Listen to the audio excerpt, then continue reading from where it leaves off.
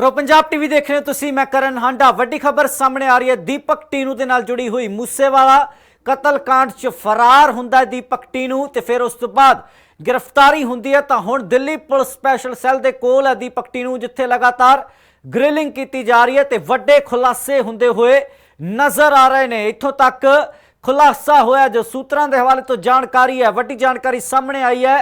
दस्सिया sources दे through जानकारी सामने आ रही है कि दीपक टीनू किसी वड्डे शख्स नू मारन दी फिराक दे विच सी। उसदे निशाने दे उत्ते, टारगेट दे उत्ते कोई वड्डा चेहरा सी, कोई वड्डी शख्सियत सी जिस नू लैके प्लैनिंग की जा रही सी ते फरार होण दा मकसद भी इसे निशाने नू पूरा करना ही दस्सिया जा रहा है। जो जानकारी सूत्रां दे हवाले तो है कि दिल्ली पुलिस स्पैशल सैल दे कोल दीपक टीनू ने पुछगिछ दे विच हुण तक एक वड्डा खुलासा कीता है कि लॉरेंस बिश्नोई ते गोल्डी बराड़ ने इस नू एक टारगेट दिता सी, एक हाई प्रोफाइल चेहरा, एक वड्डा चेहरा जिसनू के निशाना बनाया जाना सी ते उस नू टारगेट नू पूरा करने वास्ते ही ये दीपक टीनू फरार हुंदा है। तां पहला ही पंजाब पुलिस वड्डे सवालों के घेरे दे विच सी जदों CIA इंचार्ज प्रितपाल उत्ते दोष लगदे ने मिली भुगत करके दीपक टीनू नू फरार करवाउण दे। ते हुण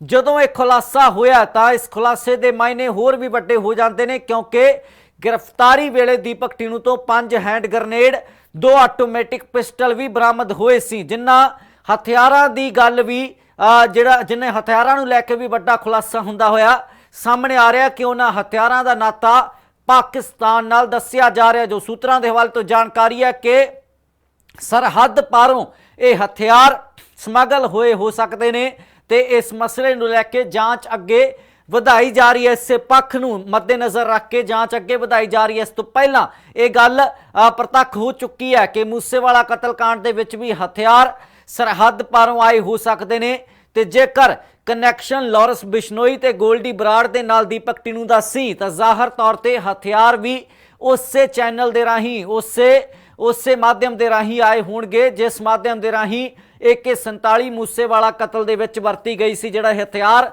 जदों उस चैनल दे राही हथियार आए सी तां हो सकता है कि दीपक टीनू दे कोल जो हैंड ग्रनेड सी, जो आटोमैटिक पिस्टल सी, वो भी उसे राही आए होण, उसे शख्स के जरिए आए होण जिस शख्स के जरिए मूसेवाला नूं मारन वाले हथियार आए सी। तां वड्डी जानकारी जो सामने आई है दिल्ली पुलिस स्पैशल सैल वालों पुछगिछ दे विच जो खुलासा हुण हुंदा होया सामने आया। दीपक टीनू सूत्रां दे हवाले तो वड्डी जानकारी कि जदों फरार हुंदा है ते लॉरेंस बिश्नोई गोल्डी बराड़ वालों इसनूं एक टारगेट दिता गया सी, एक जनतक चेहरा, एक वड्डा चेहरा, कोई वड्डी शख्सियत जिसनूं के टारगेट वजों मिथ्या गया सी, जिसनूं के निशाना बनाया जाना सी दीपक टीनू वालों ते उसे शख्स नूं ही निशाना बनाउण वास्ते ही दीपक टीनू फरार हुंदा है। लॉरेंस बिश्नोई ते गोल्डी बराड़ ने इसनूं टारगेट दिता सी। जो सूत्रां दे हवाले तो वड्डी जानकारी सामने आ रही है। इस तो पहला रोहित गदारा ते जैक दे नाल इसदा संपर्क सी। ये गल HGS धालीवाल वालों स्पैशल सैल दे CP वालों गिरफ्तारी तो बाद की गई प्रैस कॉन्फ्रेंस दे विच जनतक कर दी गई सी कि दीपक टीनू अंतरराष्ट्रीय गैंगस्टर रोहित गदारा ते जैक दे नाल लगातार संपर्क दे विच सी ते ओ ही इसनूं ठहर भी मुहैया करवा रहे सी ते होर प्रबंध भी इस वास्ते उन्हां वल्लों ही कीते जा रहे सी। पर हुण जो खुलासा होया है जो कि वड्डी सनसनी भी पैदा करता है कि लॉरेंस बिश्नोई ते गोल्डी बराड़ इस दे नाल संपर्क दे विच सी ते इस नूं उन्हां ने एक टारगेट भी दिता सी। फरारी तो पहला भी लॉरेंस इस दे नाल संपर्क दे विच सी। ये गल सूत्रां दे हवाले तो सामने आ रही है। हालांकि ये सारा मसला जांच का विषय, पुछगिछ हो रही है। जिमें जिमें पुछगिछ दे विच होर खुलासे होणगे तां सारी प्लैनिंग, सारा घटनाक्रम एकदम साफ हुंदा जाएगा। जिन्हां परतां दे उत्ते हले भी धूड़ है वो धूड़ भी साफ हो जाएगी, क्योंकि दीपक टीनू हुण गिरफ्तार हो चुक्या है।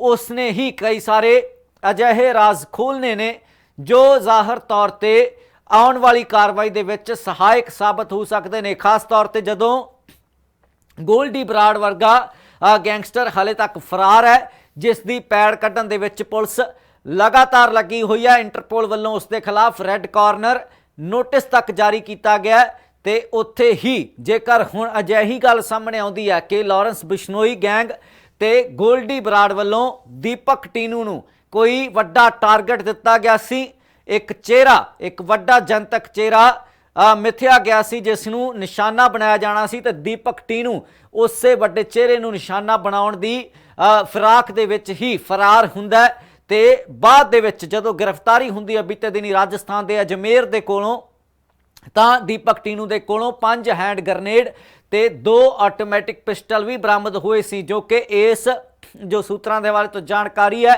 ਕਿ ਟਾਰਗੇਟ ਮਿਥਿਆ ਗਿਆ ਸੀ ਵੱਡਾ ਚਿਹਰਾ, ਜੋ ਕਿ ਇਸ ਜਾਣਕਾਰੀ ਦੇ ਉੱਤੇ ਕਿਤੇ ਨਾ ਕਿਤੇ ਇਸ਼ਾਰਾ ਜ਼ਰੂਰ ਕਰਦੇ ਨੇ ਕਿ ਇਸੇ ਵੱਲ ਹੀ ਵਧਿਆ ਜਾ ਰਿਹਾ ਸੀ, ਵਾਰਦਾਤ ਨੂੰ ਹੀ ਅੰਜਾਮ ਦੇਣ ਦੀ ਫਿਰਾਕ ਦੇ ਵਿੱਚ ਫਿਰ ਰਿਹਾ ਸੀ ਦੀਪਕ ਟੀਨੂ, ਕਿਉਂਕਿ ਦੇਸ਼ ਤੋਂ ਹਾਲੇ ਭਗੌੜਾ ਨਹੀਂ ਸੀ ਹੋ ਪਾਇਆ, ਕਿਉਂਕਿ ਲੁੱਕਆਊਟ ਸਰਕੂਲਰ ਉਸ ਦੇ ਖਿਲਾਫ ਜਾਰੀ ਸੀ। ਤੇ ਹੁਣ ਲਾਰੈਂਸ ਬਿਸ਼ਨੋਈ ਤੇ ਗੋਲਡੀ ਬਰਾੜ ਦੇ ਨਾਲ ਜੇਕਰ ਸੰਪਰਕ ਕੀਤਾ ਗਿਆ ਸੀ ਤਾਂ ਕਿਸ ਤਰੀਕੇ ਸੰਪਰਕ ਹੋਇਆ, ਇਹ ਵੀ ਜ਼ਰੂਰ ਇੱਕ ਵੱਡਾ ਖੁਲਾਸਾ ਹੋਏਗਾ ਜੋ ਕਿ ਪੁੱਛਗਿੱਛ ਦੇ ਵਿੱਚ ਸਾਹਮਣੇ ਆ ਸਕਦਾ ਹੈ। ਪਰ ਦਿੱਲੀ ਪੁਲਿਸ ਸਪੈਸ਼ਲ ਸੈੱਲ ਵੱਲੋਂ ਵੱਡੀ ਕਾਮਯਾਬੀ ਹਾਸਲ ਕੀਤੀ ਗਈ ਸੀ ਬੀਤੇ ਦਿਨ ਜਦੋਂ ਦੀਪਕ ਟੀਨੂ ਦੀ ਗ੍ਰਿਫਤਾਰੀ ਹੁੰਦੀ ਹੈ ਰਾਜਸਥਾਨ ਦੇ ਅਜਮੇਰ ਦੇ ਵਿੱਚ।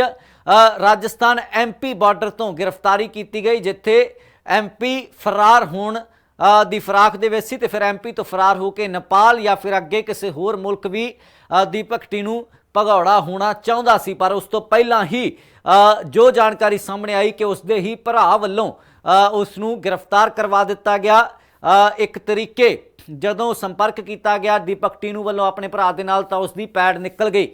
ਤਾਂ ਹੁਣ ਹੋਰ ਅਪਡੇਟ, ਹੋਰ ਇੰਟਰੋਗੇਸ਼ਨ ਦੇ ਵਿੱਚ ਜੋ ਵੀ ਖੁਲਾਸੇ ਹੋਣਗੇ ਤੁਹਾਡੇ ਤਾਈਂ ਲੈ ਕੇ ਹਾਜ਼ਰ ਹੁੰਦੇ।